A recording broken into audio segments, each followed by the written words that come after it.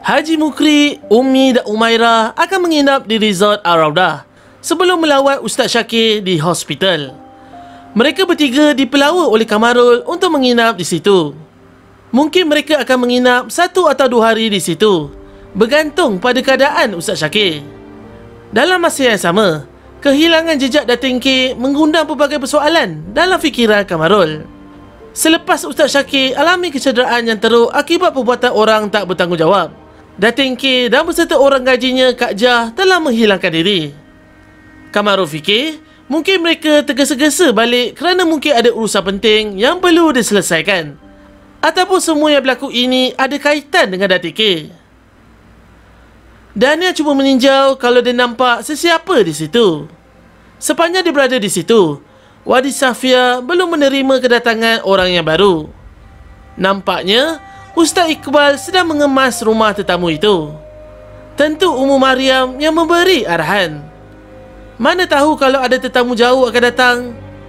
Nampaknya Wadi Safia akan menerima tetamu baru. Apabila Dania melangkah menuju ke bilik tetamu itu, dia tergamam. Matanya merenung tajam ke arah anak muda itu. Dalam masa yang sama, anak muda itu juga sedang merenungnya dengan perasaan terkejut yang amat sangat. Seketika itu juga Dania merasakan pandangannya mulai kelam. Dia gagal mengawal dirinya. Semuanya bagai melayang. Akhirnya dia merasakan tubuhnya terjelopok di tanah. Dania amat pasti, memang dia. Dia sedang berdiri dan merenung tajam ke arahnya. Kabil, mengapa dia ada kat sini? Beberapa orang puteri Wadi Safia sedang berlari-lari anak menuju ke arah Dania. Ummu Mariam juga berada di situ, memangku kepala Dania dan cuba mengejutkan dia. Dania! Dania! Bangun, dik, bangun! Dania, kenapa ni? Wajah Ummu Mariam begitu cemas. Iqbal mencelah di tengah-tengah puteri Wadi Safia yang juga kebingungan. Dia melihat wajah Dania yang pucat. Kenapa agaknya dia? Kita bawa ke hospital, Mak Yam. Iqbal terus memberi cadangan. Selepas itu, Dania sedar semula. Tak payahlah, Ustaz. Saya tak apa-apa. Saya okey. Dania pantas menegar Iqbal daripada meneruskan niatnya. Dia cuba mengangkat kepalanya. Tak boleh, tak boleh. Nanti jadi apa-apa, susah nanti. Dania terjatuh tadi. Ummu Mariam pula menahan.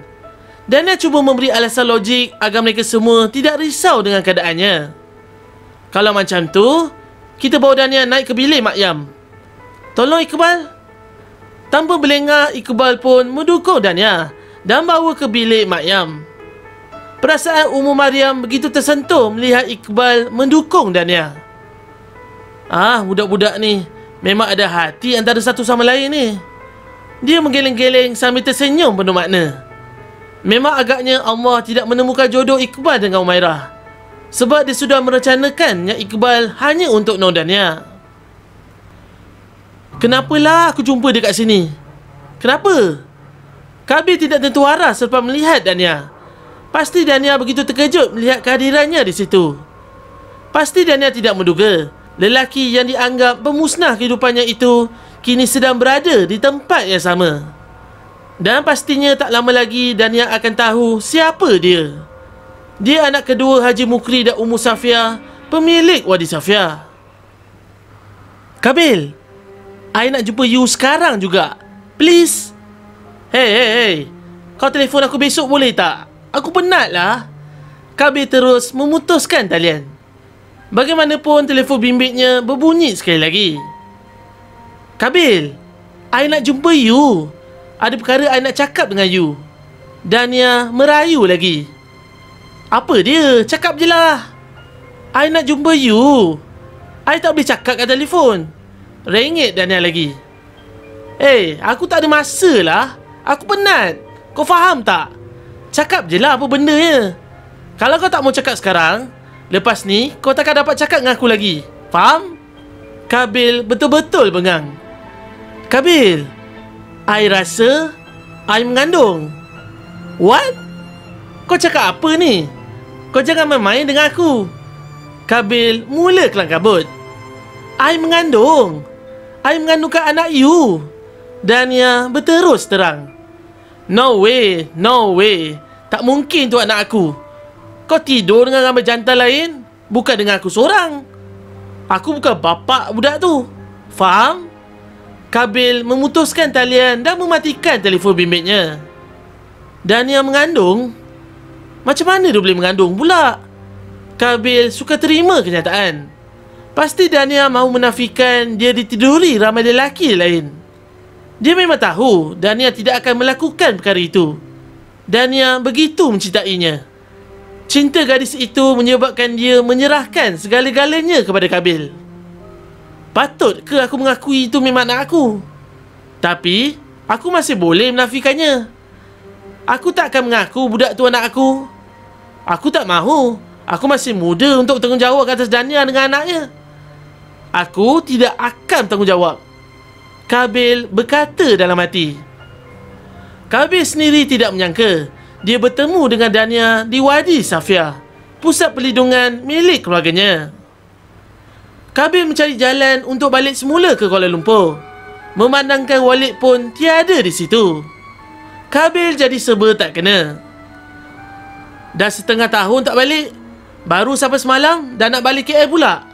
Soal Iqbal seperti jawati. Dia memandang sekilas Encik Husin.